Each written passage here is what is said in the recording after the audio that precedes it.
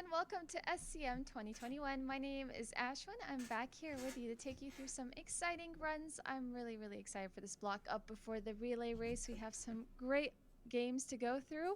But here we have King's Quest 6. It's going to be run by Steve. It's just Steve. It's going to be the any percent category. I'm going to wish you luck, Steve, and you can take it away. Introduce yourself. Hey everybody, I'm Steve. So this run is an 80% run. It's pretty glitchy. It's fast, it's furious, and it's kind of boring. But hopefully you guys can enjoy it. So let's just get into it. So I'm gonna count down, and when I say go, let's go. All right, 3, 2, 1, go. So the idea of this game is the protagonist here is Alex. Alex left home to meet Cosima because he saw a vision of Cosima.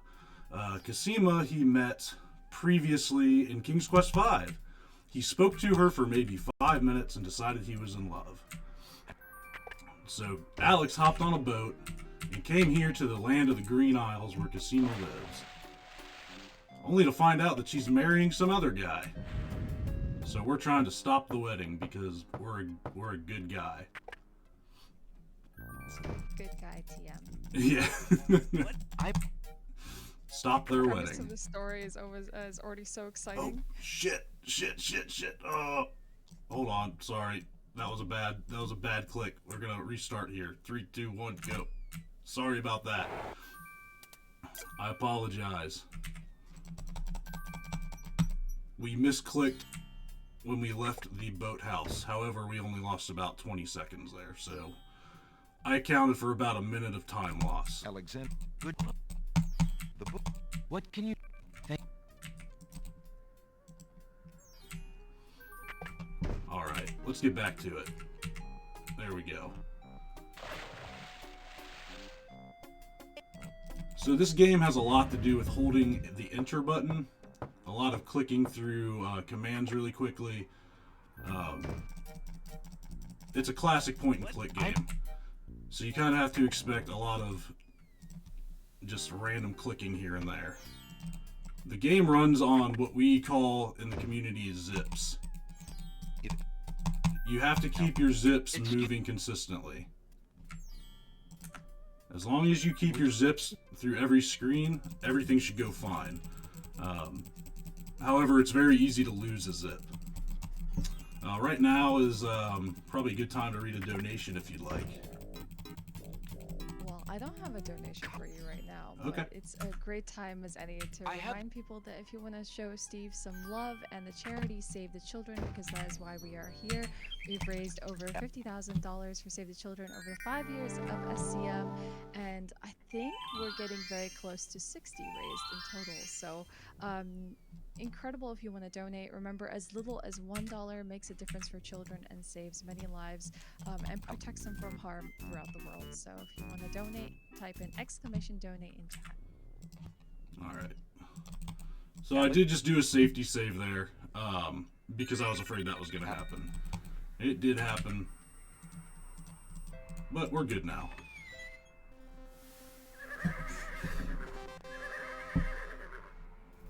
I often hear the term peach in the Speed Souls community when you guys go and get a bonfire that's not necessary. That's kind of what safety saves are in this game. Exactly, you'd be peaching if you would be taking a safety save. It has some interesting lore behind the terminology, but yes, that is exactly what we call them. So that's essentially what I did. There's some skips in this game that are pretty interesting. Alexander. I just did one a second ago. I didn't really explain it. I'll explain it when we get to the catacombs, which is coming up shortly.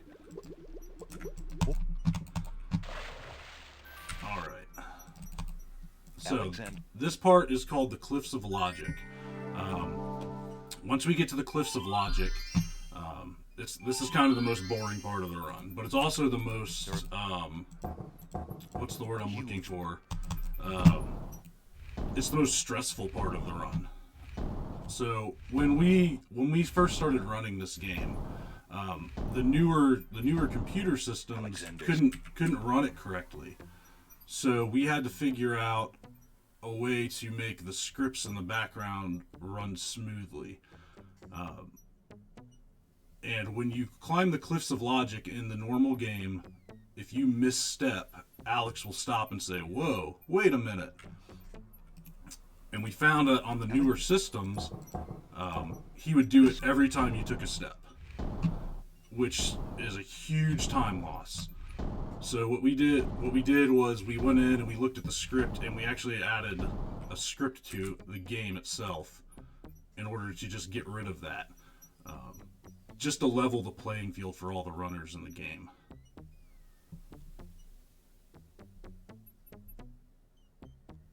Can I ask how old this game is? This game came out in 1992. Oh, wow. Yeah. And these cliffs. So you see these little puzzles I'm doing on the cliffs? Basically, this is copy protection. Back in the early 90s, like, you would get like a CD key, or they would put something in a manual that you would have to have in order to actually play the game. If you didn't have that, you couldn't start the game. Now, like, all the copy protection stuff is, built into the games. It's no longer just another piece of material that you have to pull out of a box. So that's the entire idea of this was, if you were making a copy of the game, handing it out to your friends, they couldn't get past this part without the manual. So all these puzzles look really crazy, but if you had the manual, honestly, they were still pretty difficult to solve. But it added another element to the game, in real life.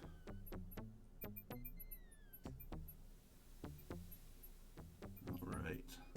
So we're approaching the last puzzle on the Cliffs of Logic here.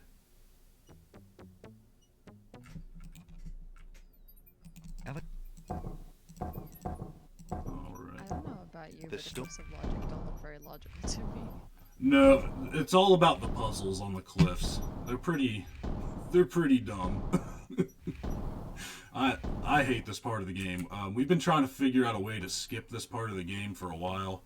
It's just that nothing seems to make sense. It'd be great if we could just remove it. How big is the speedrun community for King's Quest 6? It's pretty big. Well, the whole King's Quest community is pretty big. I believe there's about 16 people on the leaderboard for this right now.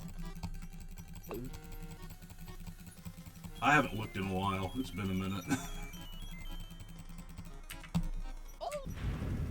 Alright. So, what you just saw at the top of the mountain, that's the genie. The genie is... So the guy that Cosima is trying to marry has his personal genie. And he is trying to murder us everywhere we go. So he's going to offer us, very fanciful things. And if we take them, we will die. So we're just going to ignore him at all costs.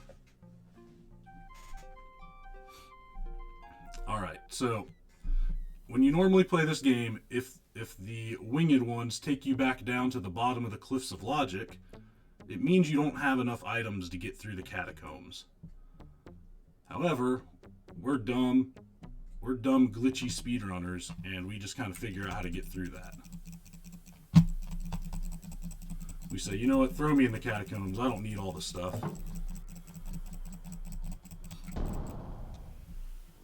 Alright, here we go.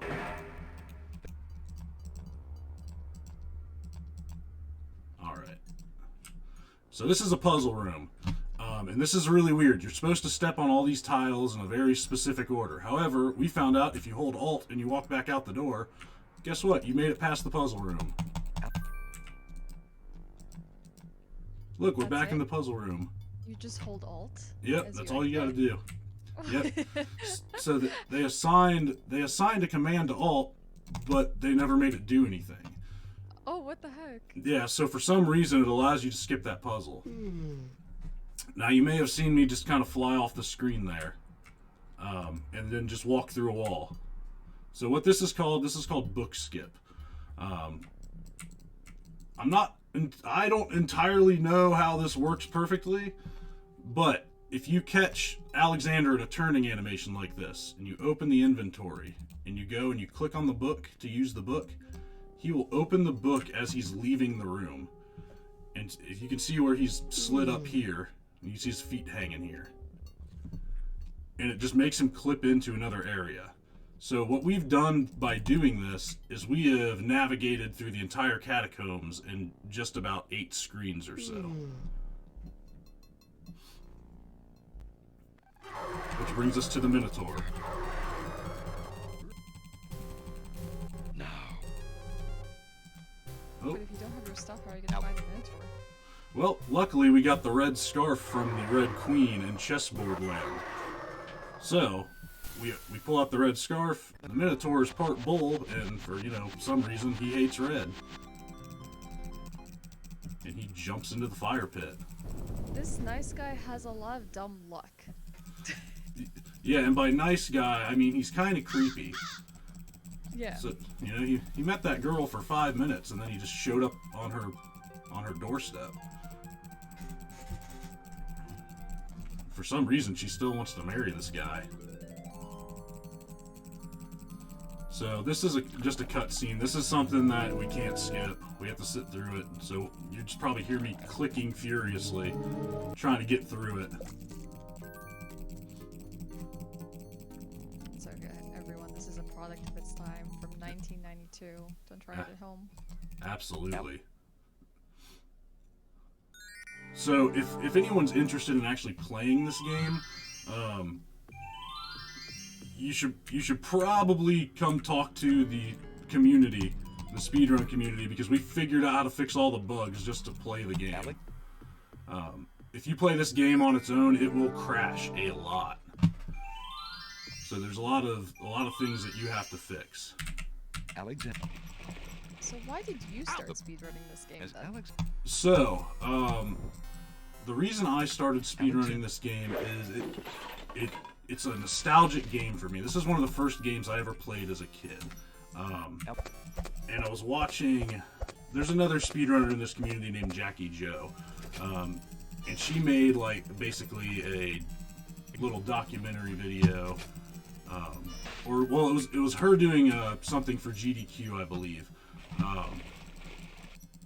And she talks about speedrunning the game that you love. Start there. And so I was like, you know what, that makes a lot of sense, so I'm going to start this game. But there is a great documentary on this speedrun as well. Another runner named One Short I created.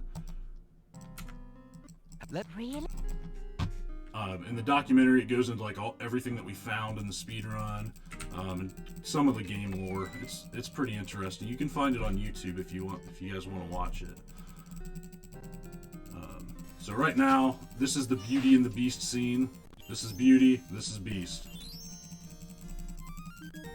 Basically, she needed to kiss him to make him a human again. Sounds pretty familiar, right?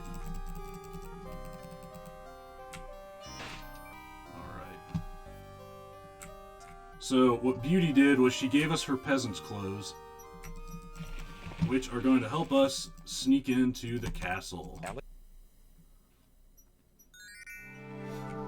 I told you we were here to save a girl, right? That girl is a princess and she lives in this castle. Alright, so we gotta put on the dress. We gotta go hide out in this little hut.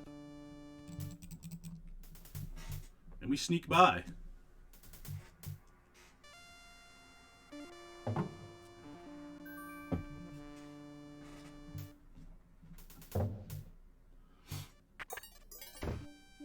So I should probably peach here, but I'm not going to. There's a 1% chance that I will screw this up. The game screws this up on its own. This is something that can't be prevented. But hey, we got through it. If you screw up there, the guards will see you immediately. Uh-oh. Uh-oh. Crap. Crap. Well, we screwed up. That's not good.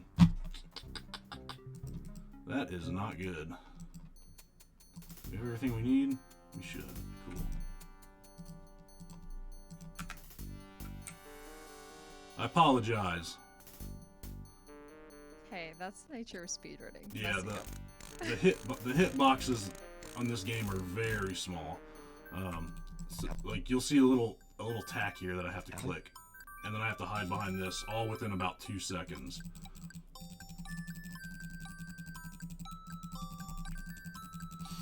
That is very impressive. Do you play like on a high DPI or a low DPI doing like a point and click game like this? It's pretty low. On the It doesn't. It honestly doesn't even matter because this game's only gonna run at whatever it was, created at. Yeah, that's fair.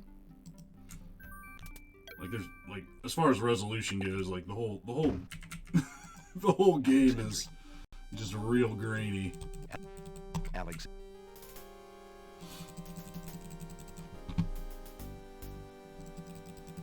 All right. So we're coming up towards the end of the game here.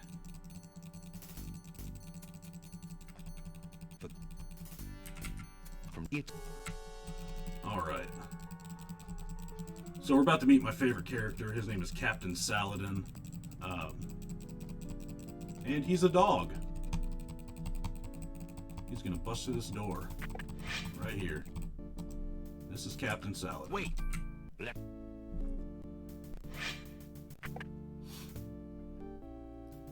Alright, here's the wedding that we're stopping. What? However, guess what? It's the genie and it's not Cosima.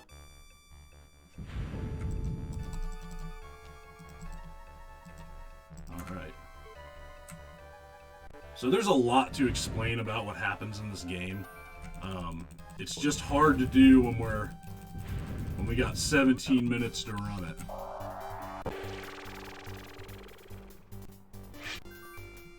Alright. The question is, does he get with Cosima? Oh, yes he does. He absolutely does. It kind of has like Aladdin vibes. Yes, very much so. So, this is Alhazred. This is the guy who was trying to marry Cosima until we butted in. So what's going to happen on this screen is Cosima's going to get up. I gave her a dagger earlier through the door. She's going to get up and she's going to stab Alhazred. After she stabs Alhazred, I put in my final input and that'll be time. So you'll just hear my sword go bonk on his head and that'll be it. So I'll say time when that happens. Time. So that's that. That is King's Quest VI, everybody. Now this is the short path. This game is much longer than this, obviously. But thank you guys. I appreciate you guys letting me come do this run. I'm glad I got to submit. I'm glad that I got chosen. Everybody donate whatever you can. It's for the children, right? Princess Cosima, are you well? Absolutely. Steve, do you want to plug yourself where people can find you? You guys can find me on Twitch at steveitsjuststeve. I am currently on a streaming hiatus to focus on school and my career, but I will return once I catch up on all of that. Okay, that sounds good. But Steve, thank you so much for submitting to SCM. Your first SCM as well, and we do hope that you would come back again next year and maybe showcase the same game or another game for us, whatever you feel. Absolutely. But I hope you had a great time today. And Cosima and so Alexander much. ask Captain Thank Saladin you. to perform their wedding ceremony. Saladin is honored All right, to do everyone, so. when we're back, we'll have On this another historical run on day deck. of great We're joy gonna in the take a land small of the Green intermission. Isles, I we think witness the next up union is of Cosima, Isle of beloved View. princess of this I'm gonna have realm, to ask the right and how to say that. Alexander, But prince stay of... tuned, don't go too far, and do check out the giveaways that we have going on. You can type in exclamation giveaway or exclamation gleam in chat to enter. All right, we'll see you in a bit.